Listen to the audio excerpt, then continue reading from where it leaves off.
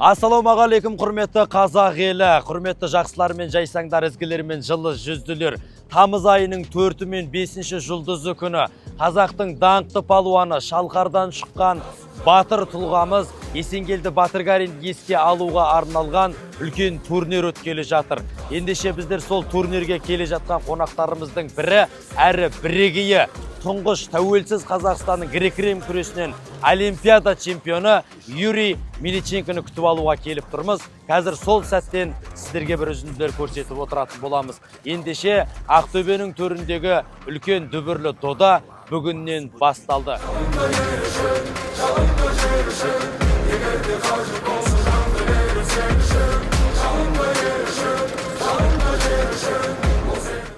Не бары 20 жасында қазақ палуандарының даңқын әлем сахнасына шығарған Есенгелді Батырғариндей батыр ағамызды еске алуға арналған турнирге келушілерімізді өздеріңіздің батыр қыздарыңыздың атына берілген Әлия Молдағұлова әуежайынан күтіп алғалы жатырмыз. Ендеше кеттік, ағамызды күтіп алу сәтінен сіздерге үзінді көрсетейік.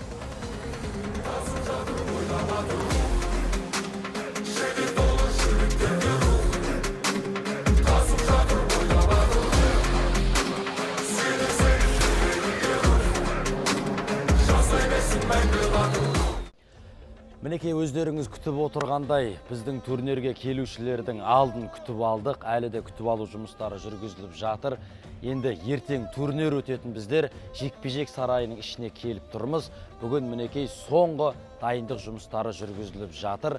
Жан-жақтың бәрі мінекей өздеріңіз көргендей осылай безендірілген, кілемше әдемі төселген, және камералар, телевизорлер, судьялардың орындары барлығы толықтай жасақталған. Ендеше ішкі көрініспен енді танысып шығыңыздар. Қазір сағат 4:00-де ертеңгі палуандардың күресуі туралы жеребе тасталатын болады, және онымен де сіздермен бөлісетін боламыз. Ертең 5 салмақ, арғы күні тағы да 5 салмақ күресіп белдесетін болады. Палуандарымызға тек сәттілік тілеп қояйық. Мінекей бүгінгі турниріміздің дайындық жұмыстары барлығын сіздерге көрсеттік. Енді қазір жеребе тарту рәсімі өтеді. Ертеңгі жарыстың, ертеңгі сайыстың қалай өтетіндігі, сағат нешеде ашылу салтанаты болатындығы, нешеде бітетіндігі, қанша салмақ ертең күресетіндігі, арғы күні қанша салмақ күресетіндігі барлығы осы жерде шешіледі. Қазір барлығын айтатын болады. Бұйырса, Алла қаласа, биылғы жылы Есенгелді Батырғариннің турнирі басқа турнирден ерекше, өйткені әлем чемпионатына іріктеу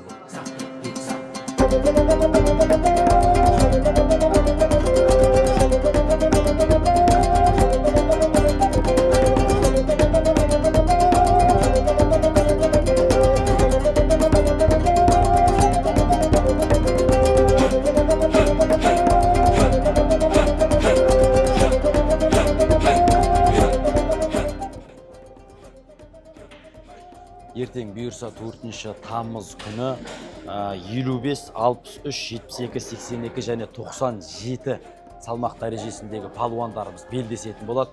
Ал 5 күні 60, 67, 77, 87, 130 килограмм салмақтағы палуандар өздерінің бағын сынайтын болады.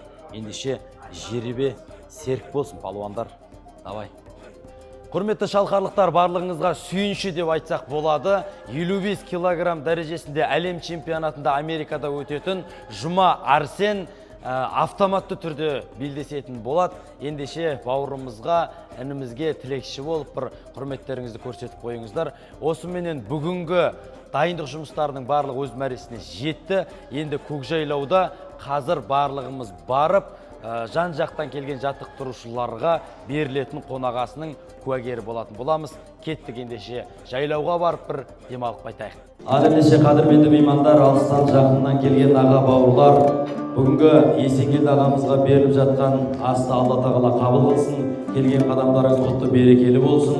Енді қазақтың дархан даласында осындай жазиралы көркем жайлауында осындай кереметтей барлығыңыздың бастарыңызды қосып, қазақтың дархандығын көрсетіп, елдің елдігін көрсетіп, теңдігін көрсетіп, Есенгелді ағамызға арнап ас беріп, осы асты ұйымдастырып жатқан, осы отырысымыздың төріндегі Бауыржан ағамызға ең бірінші арнайы бір қол соғып қошеметтеріңізді көрсетіп қойсаңыздар ағайын. Әрине бүгінгі асымызды басқа да жерлерде беруге болатын еді, дегенмен енді Қазақстанның түкпір-түкпіріне келген меймандар болғандықтан осындай кеңдігімізді көрсетейік, теңдігімізді көрсетейік және керемет табиғатымызда демалсын, бір жағынан тынықсын деп, осындай керемет табиғатпен сусындасын деп сіздерді арнайы осы көкжайлауға шақырып отырған жайымыз бар. Сондықтан келгендеріңізге барлығыңызға көп-көп рахмет.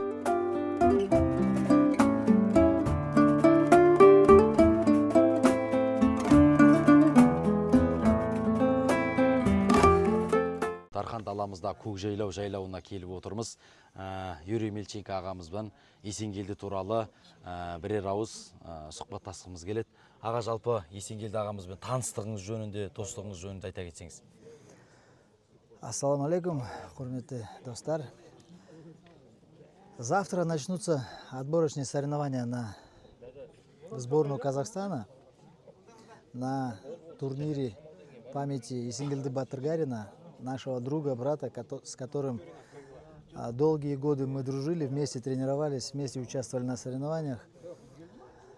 И хочется отметить, что данные соревнования являются отборочными в сборную команду Республики Казахстан по молодежи, и формируется состав участников на предстоящий чемпионат мира.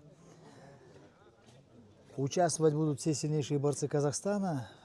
Мы здесь видим вокруг сегодня всех их тренеров, которые привезли свои лучшие спортивные команды. Поэтому пожелаем всем удачи, хорошей качественной борьбы. Ну и хотелось бы, чтобы победные традиции, которые вот только что юноши 17 лет, несколько человек завоевали золотые, серебряные и бронзовые медали, были продолжены спортсменами более старшего возраста. Алга, Казахстан. Рахмет көп. Өздеріңізге жаңа ғана айтқандай көкжайлауға барлығымыз келдік. Осы көкжайлаудың иесі Бауыржан ағамыз осы жерде Есенгелді ағамызға үлкен Құран оқытып ас беріп жатқан жайы бар. Есенгелдіге бір мұражай ашу керек, немесе бір Есенгелдің атынан тағы да бір дүниелер жасау керек деген сияқты бір ой пікірлеріңіз бар ма аға? Ондай ой пікір бар. Өткенде де сол жөнінде ақылдасқанбыз. Енді бізге Жақсылық Үшкемпіровтің мектебі бар, спорт кешені бар. Енді біз ойлаймыз, енді мына Есенгелді Батыргариннің атындағы спорт кешені бір жерден салынса деп. Мұражай, ол мұражай, ол өте орынды, айтуың мұражай болу керек. Енді бұндай чемпиондар, атақты чемпиондар енді бұлай мына турнирдің ішінде көп турнирға қарағанда Есенгелді Батыргариндікі енді әрқашан өтіп тұрған турнирлердің бірі қазір бүгінгі күні Қазақстан бойынша. Келешекте мұражай жасаймыз, Құдай қаласа. Сосын кешенді де бір соның шешіміне келуіміз керек. Кешен ашылу керек Батыргарин Есенгелдің атында. Сондай ойлар бар, ондай іс-шаралар, ойлар. Оның бәрі енді ақылдасып шешілетін дүние. Және болашақтың еншісі дейсіз ғой. Болашақтың еншісі. Енді күрестен енді ол үшін нәтижеде көрсету керек бір жағынан. Сосын үкіметіміз де бір жағынан қарасат деп ойлаймыз ғой. Осындай құрметті азаматымызға құрмет көрсетіп, еске алып, садақа беріп, ас беріп жатқан сізге алғысымызды білдіреміз аға. Әумин, рахмет. Алла тағала ісіңізге, кәсібіңізге береке берсін. Азаматтарымыз осылай қашанда ардақтап жүре берейік аға. Рахмет. Рахмет. Қайырлы күн, құрметті спорт сүйер қауым. Осыменен бүгінгі 4 тамыз күнгі Есенгелді ағамызға арнайы ұйымдастырылып жатқан турнир басталды. Олай болса өздерін мыңға балап тұрған, арман биігінен қарап тұрған, ащы терлерін шығарып, бәйге атындай жарап тұрған палуандарымыз өздеріңіз көргендей сайысын, белдесуін бастады. Ендеше бүгін бізбен бірге болыңыздар. Әлі біз сіздермен бүгінгі қызықты жағдайлармен бөлісетін боламыз. Кеттік ал.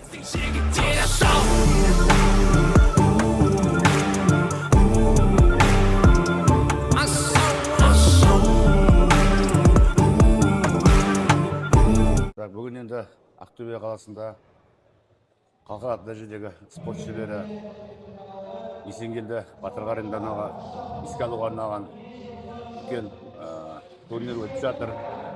Есенгелді Батырғарин енді Шалқар ауданынан шыққан Цеханович атындағы спорт мектебінің түлегі. Қазіргі қалада спорт шебері өзіміздің Шалқардан шыққан жолдасымыз, құрдасымыз, кішкентайымыздан бірге өстік. Биылғы жылдың жыл сайын осы Есенгелдің атындағы турнир қайталанып өтіп келе жатыр. Биылғы турнирдің да бір ерекшелігі бар. Бұл үлкен енді Қазақстанның енді 20 жасқа дейінгі жас балуандары қатысып жатыр. Қазір осында үлкен қонақтар келіп жатыр. Осы Есенгелдімен бірге күрескен кезінде Олимпиада чемпионы 96 жылғы Атланта Олимпиада чемпионы Юра Миниченко де қатысып жатыр осы жерде. Көптеген қонақтар осы жерде қатысып, осы жарысты көріп отырмыз. Бұл жарыс енді біздің еліміз үшін жастарды арманға дамытуға, үлкен септігін беретін, бұқаралық спортты дамытуға, Есенгелді сияқты осындай жасөспірімдерді тәрбиелеп, үлкен Есенгелді ағасы сияқты осы Шалқардан да ертең Азия Олимпиада чемпиондары шығатынына біз сеніміміз мол. Сондықтан да мына бүгінгі болып жатқан жарысқа сәттілік тілейміз. Жарысқа қатысып жатқан балаларымыздың барлығы жеңімпаз болсын, тілектестігімді білдіремін. Турниріміз мінекей жақсы деңгейде басталды, жақсы деңгейде өтіп жатыр. Енді осы федерацияның президенті Ринат ағамызға келіп тұрмыз. Аға, жалпы осы федерацияның президенті болғалы бері көптеген жетістіктерді естіп жатамыз осы спорт саласында. Соны айта кетсеңіз, және осы грек-рим күресіне деген өзіңіздің көзқарасыңызды білдіре кетсеңіз, сосын турнир туралы бір екі ауыз айта кетсеңіз. Біріншіден Республика Федерацияның басшылары ауысты. Жаңа команда келді, жаңа оймен көріп отырсыздар, солар келгелі дейтін 7-8 айдың ішінде біраз жақсы жаңа өзгерістер болып жатыр. Осындай өтіп отырған турнир сияқты турнирлер бар. Чемпионат Азия, чемпионат мирінің бапкерлеріне, чемпиондарына, призерлерінің бәріне қаржылай көмек жасап жатыр федерация. Енді бүгінгі турнир айтып өтетін болсақ, Есенгелді Батырғарин ағамыздың еске алу турнирі, жылда өтетін турнир, жылдан жылға ол турниріміздің деңгейі үлкейіп келе жатыр. Бүгінгі турнирімізде мысалы үшін 4 салмақтан алдағы әлем чемпионаты ақш-та өтетін қыркүйек айында соған 4 салмақтан отбор болып жатыр. Ол үлкен деңгей деп айтуға болады. Әр Қазақстанның облыстарынан келіп жатыр. Енді осы біздің турнирімізге арнайы келіп, құрметпен келіп отырған қонақтарымыз бар. Оның ішінде Олимпиада чемпионы Юрий Миниченко көріп отырғандай. Сол енді ары қарай осы турнирімізді жылдан жылға нығайта береміз деген ойымыз бар. Енді оның ішінде грек-рим күрес айтатын болсақ, Ақтөбе облысы бойынша биыл Алматыда өткен Кубок Қазақстаны команда бойынша чемпион болды. Оның өзі үлкен деңгей.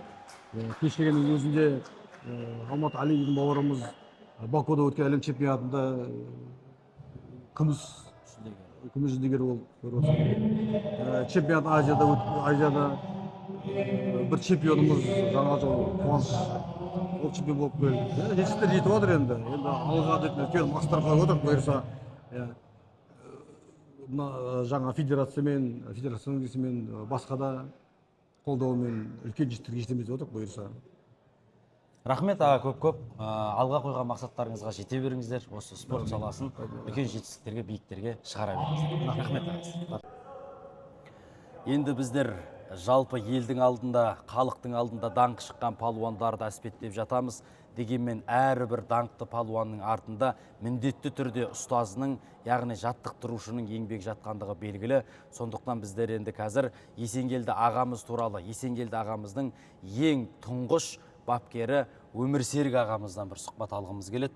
Аға, жалпы Есенгелді ағамыз сізге неше жасында келді, ол қандай бала болып келді сізге, және осы күрестегі бір жақсы көретін әдіс тәсілдері туралы айта кетсеңіз.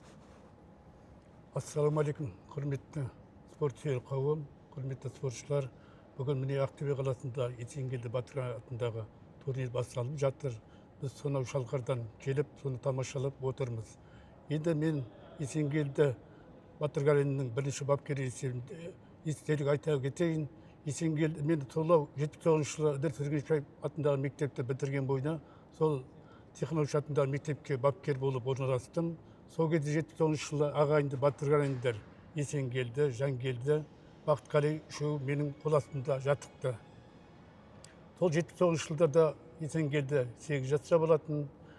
Енді ол кезде әлі есімнен кетпейді. үш ағайынды батырғайындар басқаларға қарағанда өзгеше болды. Оның ішінде Есенгелдің орны бөлек, кішкентай ғана 26 килограмм салмақтағы бала, намысқой. Сол ең бірінші жарыстар әлі есімнен кетпейді. Сол 26 килограммға салмағы жетпейді. Содан бапкерлер, директорымыз бар, жарысқа жібермей жатыр, бір жерін ауыртып алады, сондай деп. Сосын мен шыдамай, сол жерде депоның асханасы болатын, соған барып, бірінші, екінші, үшінші тамақты да алып беріп, өзі нәзік бала іше алмайды. Ағай, болдым, ойбай, тездетіп, салмақ өлшену аяқталып қалды деп. Сода қолына ұстап, жетектеп, сүйрелеп, тарадыға келіп өлшетсек, сол күйінде ең болмағанда 1 грамм да қоспаған. Олар айтып отыр, ең болмағанда 200 грамм болсын деп. Сол кезде бір өкініш пайда болды, ренжідім, осы неге жүрмей түбі бұл чемпион болады деп. Бірақ негізді үмітті ақтады, келе-келе өздерің білесіңдер, әлем кубогының иегері болды. 10-шы жазғы спартакиаданың чемпионы болды. Қазақстанның бірнеше дүркін чемпионы, біздің Шалқар ауданына, Ақтөбе облысы республика танымал болды. Осы Есенгелді шәкіртімен қуанамын. Оның қасында інілері, 2 ағайынды Жангелді мен Бақытқали өздерің білесіңдер, спорт шебері атағын алды.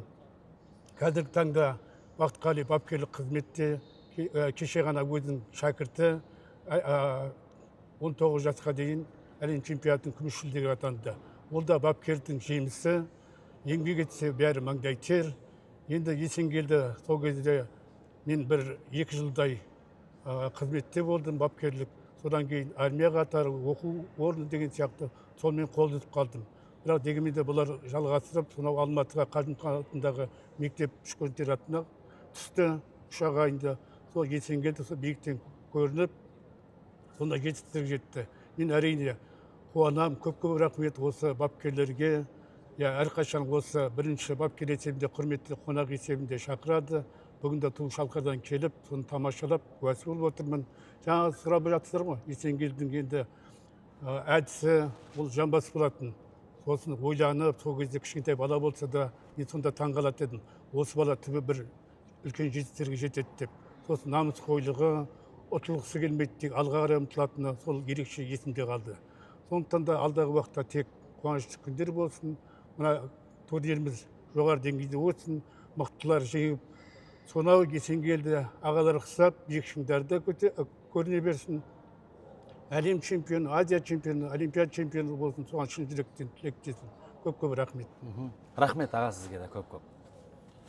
Бүгінгі турнирге арнайы шақырылған Алмат Кебісбаев ағамыз, Есенгелді ағамыз туралы 1-2 ауыз өзіңіздің пікіріңізді білдіре кетсеңіз, жалпы бүгінгі турнирдің өту барысы туралы да айта кетсеңіз аға. Енді Ақтөбе қаласына қош келдік. Бүгін керемет республикалық турнир өтіп жатыр Есенгелді ағамыздың атында. Қазір енді 23 жасқа дейінгі балуандар арасында әлем чемпионатына іріктеу дейді. Бұйырса осы жерден іріктеліп шыққан балуандар еліміздің намысын Америка төрінде жақсы нәтиже көрсетіп жеңіске жетуіне тілектеспін. Бұл енді дәстүрлі жарыстардың бірі ғой. Есенгелді ағамыздың турнирінде өзімізде 19 жыл бұрын өнер көрсеттік. Осы Ақтөбеге келіп күрескен едік. Міне қарасаңыз 20 жылға жуығы жалғасын тауып келе жатыр уақытта. Бұйырса осы жалғасын таба берсін, деңгейі өсе берсін деп тілеймін. Енді Ақтөбе өзі осы грек-рим күресінен нәтижелі өңір. Жақындаған былтыр әлем чемпионы болса, биыл әлем чемпионатының жүлдегері атанды. Енді ересектерде де 23 жасқа дейінгі әлем чемпионатында сол жетістіктерді қайталасын. Есенгелді ағамызды енді өзім көрмесем де көзін көрген ағаларды білем. Қалай күрескен, керемет кілемнің шебер екенін естіп жатырмыз. Бұйырса сол шеберлікті артынан келе жатқан бүлдіршіндер, жас балуандар соларға жұғысты болсын деп тілеймін. Ол кісі жетпеген жетістіктерді осы жастар үлкен шыңдарды бағындырсын, жетсін. Сізге де көп рахмет. Елеп ескеріп бүгінгі турнирге арнайы қонақ болып келгеніңізге. Алла сізге де күш-қуат берсін. Амин. Көп рахмет. Шеге тағаны көтереді, таға тұлпарды көтереді, тұлпар ер тұрманды көтереді, ер тұрман ерді көтереді, ер елді көтереді дейді ғой. Олай болса ертеңгі ақшта өтетін әлем чемпионатында елдің намысын көтеретін, абыройын көтеретін, елдің туын көтеретін азаматтардың ақтық сыны, ақтық белдесуі қазір 5 салмақ дәрежесінде осы жерде өтетін болады. Оған дейін жаңа 2 сағаттық үзіліс болды. Қазір бірінші салтанатты түрде ашылу салтанатын өткізіп аламыз. Сонан соң ақтық белдесуді тамашалайтын боламыз. Бізбенен бірге болыңыздар.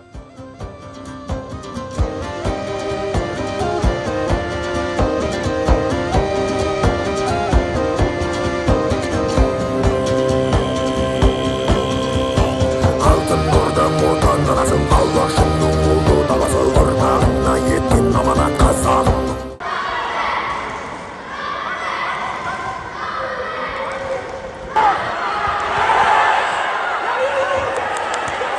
Мінекей бүгінгі салмақ дәрежесіндегі палуандарымыз белдесіп, өз мәресіне жетті. Жеңімпаздар енді анықталды. Бұйырса осы бүгінгі 5 салмақ бойынша палуандар ақшқа барып белдесіп, елдің абыройын көтеретін болады. Бұйырса жеңісті күндерде жолыққанша аман сау болыңыздар. Олы дала тораным, адам екен тарағым, үш арысым, үш жүзім, мән көшпейтін шарағым. Аталы сөз, арлы сөз, ата заңы байланды, тамыр жайып таңбалар бәйтерекке айналды. Үш арысым, бір атадан жаралған, өсіп-өнген қазақ дейтін қарорман. Тегін тектен жеті атадан қайырып, үш жұрт болып қайту үшін таралған. Ар арысым ақиқатқа жақ болсын, бек арысым бекем сөйлеп бек болсын.